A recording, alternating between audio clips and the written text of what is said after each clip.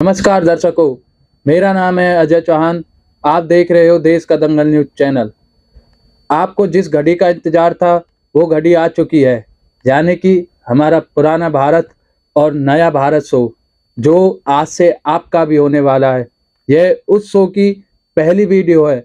मैं आपसे गुजारिश करूंगा आप इसमें अंत तक बने रहेंगे और जिस मुद्दे को हम या जिस इंफॉर्मेशन को आपको हम इसमें देने आए हैं उसको ध्यानपूर्वक सुनेंगे। हम बात करने वाले हैं अपनी शिक्षा नीति के ऊपर, जो प्राचीन काल से ही हमारे भारत को विश्व गुरु बनाए रखी है।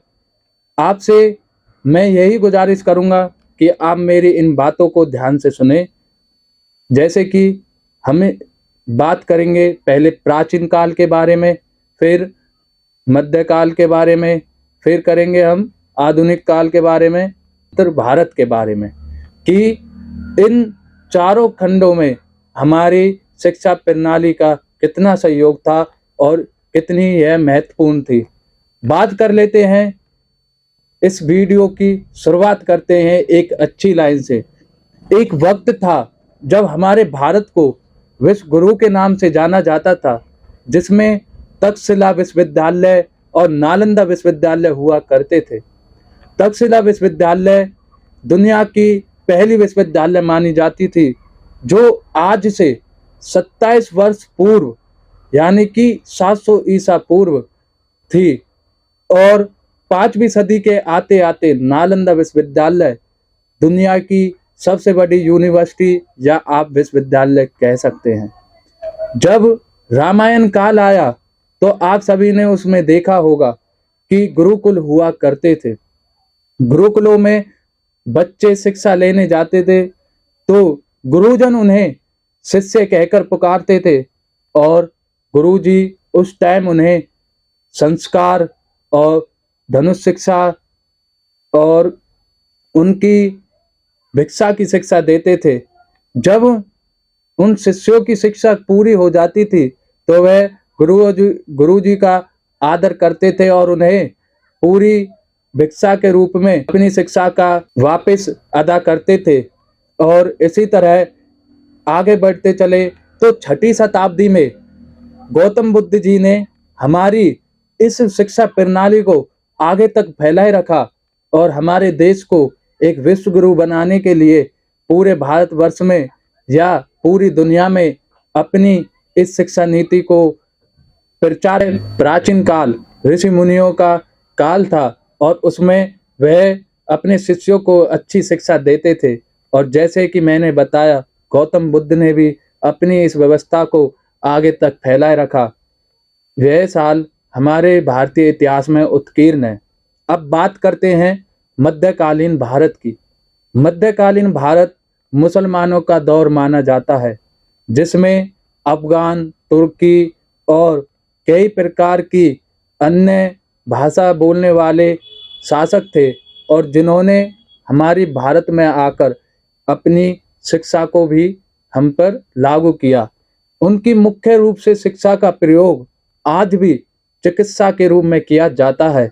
लेकिन आज हम एक बात का अफसोस करेंगे और यह हमारे देश के लिए एक क्षति भी है कि 12वीं सदी के आते आते यानी कि 12वीं शताब्दी तक आते आते मुसलमान शासकों ने नालंदा और तक्षशिला जैसे विश्वविद्यालयों को पूरी तरह से ध्वस्त कर दिया। और अब बात करेंगे हम आधुनिक काल भारत की। वह 1854 का दौर था जब हमारे देश में 1 से 1.5 लाख तक की पाठशालाएं होती थी, जिसमें ना तो कोई स्ट्रक्चर था, ना उनका कोई पाठशाला लगने का ना समय था, ना ही कोई बिल्डिंग थी, ना कोई ऐसी स्ट्रक्चर था कि वह किसी को आगे बढ़ा सके। जब अंग्रेज शासकों को यहाँ आना हुआ, जिनमें से एक थे वुड डिस्पैच। वुड डिस्पैच ने हमारी भारतीय शिक्षा नीति को उस टाइम में पूरी तरह बदल दिया और मैग्ना कार्टा का इंग्लिश शिक्षा प्रणाली को लागू कर दिया, जिसमें बिल्डिंगों का स्ट्रक्चर था, जिसमें टाइम समय पर आना था। इसमें वुड डिस्पैच ने Magna carta of English education को लागू कर दिया और इसके लागू होते ही हमारे देश में अंग्रेजी का प्रचलन पहले से 1835 से था, लेकिन वो 1854 के आते आते इसे कंपलसरी कर दिया। और इसके साथ ही हमारे पास एक स्कूल को चलाने या पाठशाला को चलाने के लिए व्यवस्था बनाई, बिल्डिंग बनाई और हमारी शिक्षा नीति को विकास किया। 1830 में एक और अंग्रेजी अफसर थे, थॉमस बेकटन। उन्होंने तो हमें यहाँ तक कह दिया कि हम अनसिविलाइज्ड हैं और हम अपने देश को नहीं चला सकते।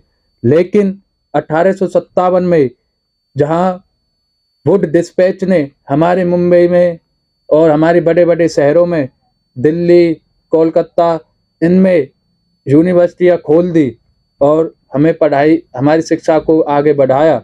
लेकिन उन्होंने भी क्रिश्चियन के बारे में हमें पढ़ाया, अंग्रेजी को कंपलसरी कर दिया।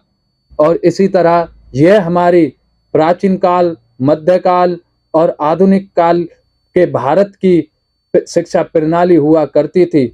अब बात करते हैं आज के स्वतंत्र भारत की शिक्षा प्रणाली की, जिसे मैं अपने जरिए मानता हूँ कि जब हम स्वतंत्र हुए तभी हमारे नए भारत का जन्म हुआ। तो मैं आपको उसके बारे में बताता हूँ कि किस सरकार ने कैसे हमारी शिक्षा प्रणाली पर ध्यान दिया और कब कब उनकी आवश्यकता के अनुसार उन्हें लागू किया। वह दौर है 1968 का, जब इंदिरा गांधी की सरकार हुआ करती थी और उन्होंने हमारी शिक्षा नीति पर ध्यान दिया, जिससे वह शिक्षा नीति लागू कर दी। आगे बढ़ते बढ़ते जब हमें शिक्षा नीति को बदलने की आवश्यकता पड़ी तो वह था 1986। 1986 में आप मान सकते हो कि 1968 की जो शिक्षा लागू करने का टाइम था वह हमारी भारत की प्रथम शिक्षा नीति थी और 1986 में यह हमारी भारत की द्वितीय शिक्षा नीति भी मानी जा सकती है। इसी के साथ 1992 में आवश्यकता के अनुसार हमारी शिक्षा प्रणाली में फिर एक बदलाव हुआ, जिसमें उस समय की व्यवस्था के ऊपर उसमें बदलाव किए गए।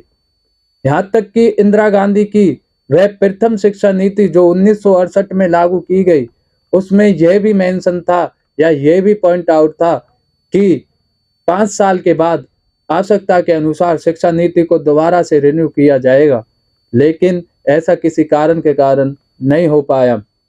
अब बात करते हैं बड़े लंबे समय बाद जब हमारे भारत को एक नई सरकार मिली 2014 में, श्री नरेंद्र मोदी जी की सरकार। उन्होंने अपनी दूसरी टर्म की सरकार में यानी कि 2019 में दोबारा सरकार बनने के बाद अपनी इस शिक्षा प्रणाली के बारे में बात की। 29 जुलाई 2020 यह वह दिन था जब मोदी सरकार ने हमारे देश को फिर से एक नई शिक्षा नीति दी, जिसमें स्किल्स इंडिया को आगे रखा जाएगा। और आप ये चाहते हो कि हम नई शिक्षा नीति पर वीडियो बनाएं तो आप कमेंट कर हमें बता सकते हो और हम अपने इस शो में नई शिक्षा नीति की वीडियो जल्द ही लेके आ जाएंगे।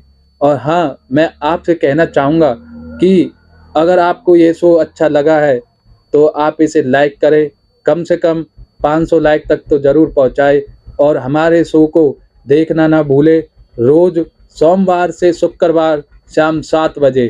धन्यवाद। ऐसी खबरों से जुड़े रहने के लिए हमारे चैनल को सब्सक्राइब करना ना भूलें।